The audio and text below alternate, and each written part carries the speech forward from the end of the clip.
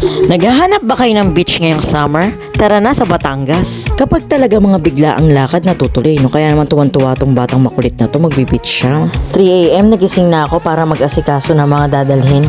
At kahit nga pupungas-pungas ay napaka-excited ni Clay. 3 hours ang biyahe namin Manila to Laia, Batangas. Ang pinuntahan pala namin beach resort ay ang Netanya de Laia na matatagpuan sa bayan ng San Juan, Batangas. Naghanap talaga ako through online ng malinis, maganda, may swimming pool at budget-friendly na resort. Pero make sure na legit ang mga transactions nyo sa mga mapipili nyong resort na nakita nyo sa online. Kaya mag-ingat tayo ngayon sa mga manluloko, kagaya ng ex mo na niloko ka. Charot. At nandito na nga pala tayo sa Netanya de Laia. Dumating nga kami sa resort ng 10 AM. Halos tabi-tabi pala mga resort dito. Pagpasok mo pa lang sa resort, bubungad na sa'yo yung napakalaking parking space nila. Nag-a-accommodate din sila ng mga big events like company outing, company team building, or mga family reunions. Dito ka nga pala sa information office magbabayad.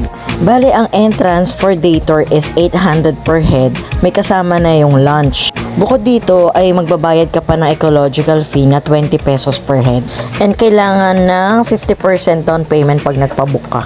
Natutuwa talaga ako dito sa Netanya dahil yung mga staff nila is very accommodating. Tutulungan ka nila talaga sa gamit mo simula sa parking lot hanggang dun sa kabana mo. Pwede din pala magdala ng pet dito pero siguraduhin yung meron tali ito o kaya cage. Kapag day tour lang kayo, pwede magdala ng mga foods. Pero kapag overnight or mag-stay kayo sa mga rooms nila, hindi pwede magdala ng food pero meron silang restaurant na pwede kayong umorder. Meron din silang infinity pool kung ayaw mo magdagat. First time nga din pala ni Paula mag-beach, kaya yan, excited na rin mag-swimming yan si Taba Ching Ching. Sakto nga at walang gaanong tao nung araw na yon. 2 kabana sana yung ni-request ko para sa amin.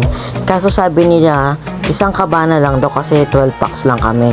15 na above para sa 2 kabana. So sige, sabi ko, bigyan na lang kami ng 2 lamesa. Pwede ka rin pala magdala ng electric fan. So nagdala kami ng electric fan pero hindi naman namin nagamit kasi sobrang lakas ng hangin. Napaka-presko talaga. And kung may mga kasama pala kayong PWD or mga seniors na hindi kaya maglakad ng malayo, meron din silang available na wheelchair. Mataas ang sikat ng araw pero hindi mainit dun sa napwestuhan namin.